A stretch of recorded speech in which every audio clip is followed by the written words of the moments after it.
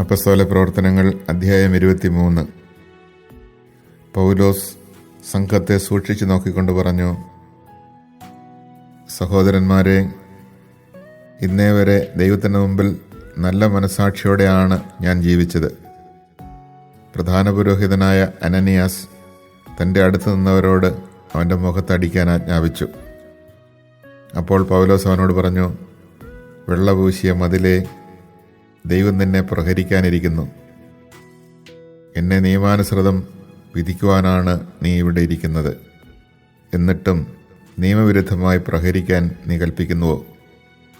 അടുത്തു നിന്നവർ ചോദിച്ചു, ദൈവത്തിൻ്റെ പ്രധാന പുരോഹിതനെ നീ അധിക്ഷേപിക്കുകയാണോ? പൗലോസ് പറഞ്ഞു, സഹോദരന്മാരെ, അവൻ പ്രധാന പുരോഹിതനാണെന്ന് ഞാൻ അറിഞ്ഞില്ല. എന്തെന്നാൽ ഇങ്ങനെ എഴുതപ്പെട്ടിരിക്കുന്നു, നിന്റെ ജനത്തിൻ്റെ ഭരണകർത്താവിനെ നീ ദുഷിച്ച് സംസാരിക്കരുത്. സംഘത്തിൽ ഒരു വിഭാഗം സദൂക്കായരും മറ്റുള്ളവർ ഫരിസേയരുമാണെന്ന് മനസ്സിലാക്കിയ പൗലോസ് ഇങ്ങനെ വിളിച്ചു പറഞ്ഞു, സഹോദരന്മാരെ, ഞാനൊരു ഫരിസേയനും ഫരിസേയപുത്രനുമാണ്.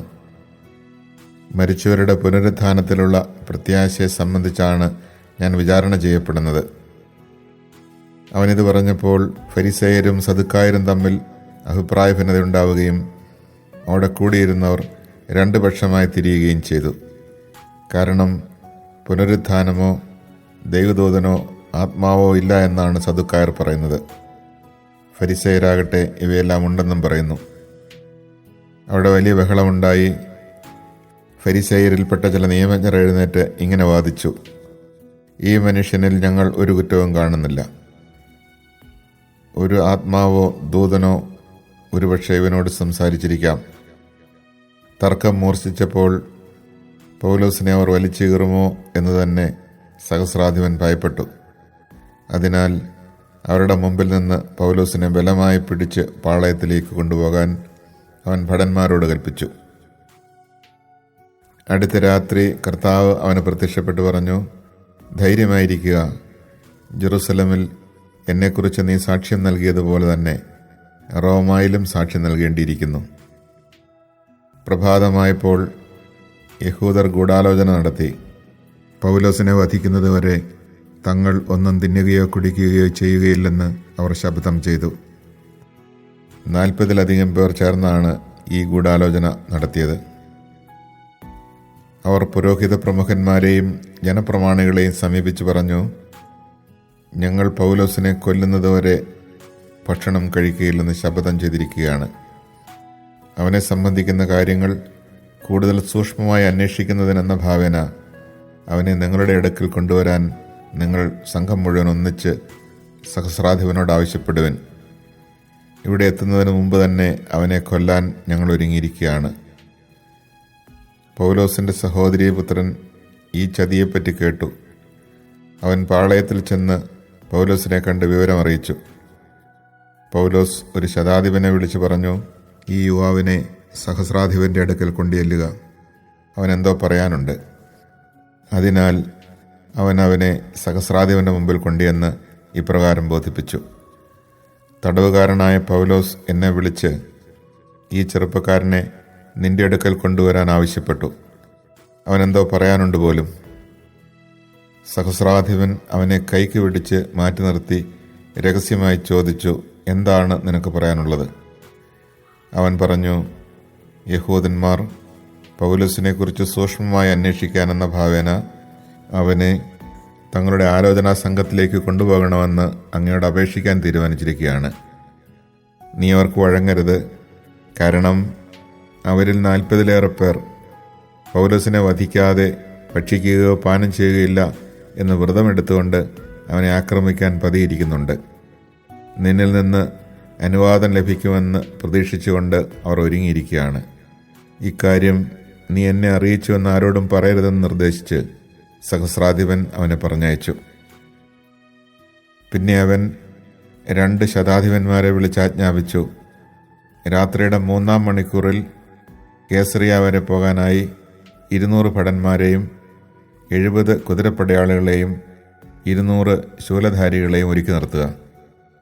പൗലോസിന് യാത്ര ചെയ്യാനുള്ള കുതിരകളെയും തയ്യാറാക്കുക. അവനെ ദേശാധിപതിയായ ഫെലിക്സിൻ്റെ അടുക്കൽ സുരക്ഷിതമായി എത്തിക്കണം. അവൻ ഇങ്ങനെ ഒരു കത്തും എഴുതി: അഭിവന്ദ്യനായ ദേശാധിപതി ഫെലിക്സിന് ക്ലൗദിയൂസ് ലീസിയാസിൻ്റെ അഭിവാദനങ്ങൾ. ഈ മനുഷ്യനെ യഹൂദന്മാർ പിടിച്ചു ബന്ധിച്ചു. ഇവനെ കൊല്ലാൻ അവർ ഒരുമ്പെട്ടപ്പോൾ ഇവൻ റോമാ പൗരനാണെന്നറിഞ്ഞ് ഞാൻ ഭടന്മാരോടുകൂടെ ചെന്ന് ഇവനെ രക്ഷിച്ചു. ഇവൻ്റെ മേലുള്ള ആരോപണം എന്താണെന്ന് സൂക്ഷ്മമായി അറിയണമെന്ന് ആഗ്രഹിച്ച് ഞാൻ ഇവനെ അവരുടെ ആലോചനാ സംഘത്തിൽ കൊണ്ടുവന്നു. ഇവൻ്റെ പേരിലുള്ള ആരോപണം അവരുടെ നിയമങ്ങളെ സംബന്ധിക്കുന്ന പ്രശ്നങ്ങളെക്കുറിച്ചാണെന്ന് ഞാൻ മനസ്സിലാക്കി. എന്നാൽ വധമോ കാരാഗ്രഹമോ അർഹിക്കുന്ന ഒരു ആരോപണവും ഉണ്ടായിരുന്നില്ല. ഇവനെതിരെ ഗൂഢാലോചന ഉണ്ടെന്നറിഞ്ഞ് ഉടൻ തന്നെ ഞാൻ നിന്റെ അടുക്കിലേക്ക് ഇവനെ അയക്കുകയാണ്. ഇവനെതിരായുള്ള ആരോപണങ്ങൾ നിന്റെ മുമ്പിൽ സമർപ്പിക്കാൻ പരാതിക്കാരോട് ഞാൻ ആവശ്യപ്പെട്ടിട്ടുണ്ട്.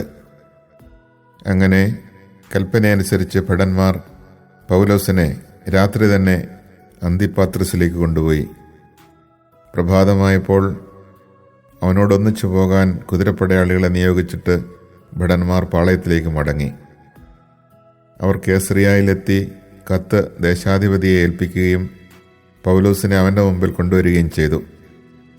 കത്ത് വായിച്ചതിന് ശേഷം അവൻ ഏത് പ്രവിശ്യയിൽപ്പെട്ടവനാണെന്ന് അവൻ ചോദിച്ചു. കിലിക്കിയക്കാരനാണെന്നറിഞ്ഞപ്പോൾ അവൻ പറഞ്ഞു, പരാതിക്കാർ വരുമ്പോൾ ഞാൻ നിന്നെ വിസ്തരിക്കാം.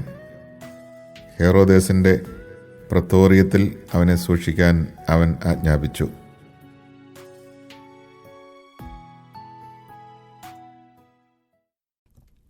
Chapter 23. Paul looked intently at the Sanhedrin and said, My brothers, I have conducted myself with a perfectly clear conscience before God to this day. The high priest Ananias ordered his attendants to strike his mouth. Then Paul said to him, God will strike you, you whitewashed wall. Do you indeed sit in judgment upon me according to the law, and yet in violation of the law order me to be struck?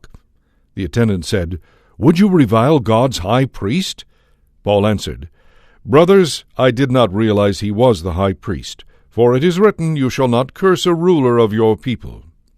Paul was aware that some were Sadducees and some Pharisees, so he called out before the Sanhedrin, My brothers, I am a Pharisee, the son of Pharisees. I am on trial for hope in the resurrection of the dead. When he said this, a dispute broke out between the Pharisees and Sadducees, and the group became divided. For the Sadducees say that there is no resurrection or angels or spirits, while the Pharisees acknowledge all three. A great uproar occurred, and some scribes belonging to the Pharisee party stood up and sharply argued, We find nothing wrong with this man. Suppose a spirit or an angel has spoken to him. The dispute was so serious that the commander, afraid that Paul would be torn to pieces by them, ordered his troops to go down and rescue him from their midst and take him into the compound. The following night the Lord stood by him and said, Take courage, for just as you have borne witness to my cause in Jerusalem, so you must also bear witness in Rome. When day came, the Jews made a plot and bound themselves by oath not to eat or drink until they had killed Paul. There were more than 40 who formed this conspiracy. They went to the chief priests and elders and said, We have bound ourselves by a solemn oath to taste nothing until we have killed Paul.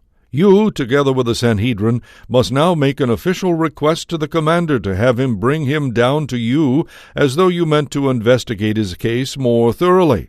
We, on our part, are prepared to kill him before he arrives. The son of Paul's sister, however, heard about the ambush, so he went and entered the compound and reported it to Paul. Paul then called one of the centurions and requested, Take this young man to the commander. He has something to report to him. So he took him and brought him to the commander and explained, The prisoner Paul called me and asked that I bring this young man to you. He has something to say to you. The commander took him by the hand, drew him aside, and asked him privately, What is it you have to report to me? He replied, The Jews have conspired to ask you to bring Paul down to the Sanhedrin tomorrow, as though they meant to inquire about him more thoroughly. But do not believe them. More than 40 of them are lying in wait for him. They have bound themselves by oath not to eat or drink until they have killed him. They are now ready and only wait for your consent." As the commander dismissed the young man, he directed him, "Tell no one that you gave me this information."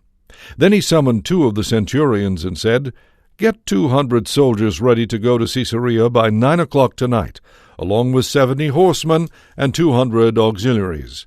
Provide mounts for Paul to ride and give him safe conduct to Felix the governor." Then he wrote a letter with this context: "Claudius Lysias, to His Excellency the Governor Felix, greetings. This man, seized by the Jews and about to be murdered by them, I rescued after intervening with my troops when I learned that he was a Roman citizen. I wanted to learn the reason for their accusations against him, so I brought him down to their Sanhedrin. I discovered that he was accused in matters of controversial questions of their law, and not of any charge deserving death or imprisonment. Since it was brought to my attention that there will be a plot against the man, I am sending him to you at once, and have also notified his accusers to state their case against him before you." So the soldiers, according to their orders, took Paul and escorted him by night to Antipatris. The next day they returned to the compound, leaving the horsemen to complete the journey with him. When they arrived in Caesarea, they delivered the letter to the governor and presented Paul to him. When he had read it and asked to what province he belonged, and learned that he was from Cilicia, he said, "I shall hear your case when your accusers arrive." Then he ordered that he be held in custody in Herod's praetorium.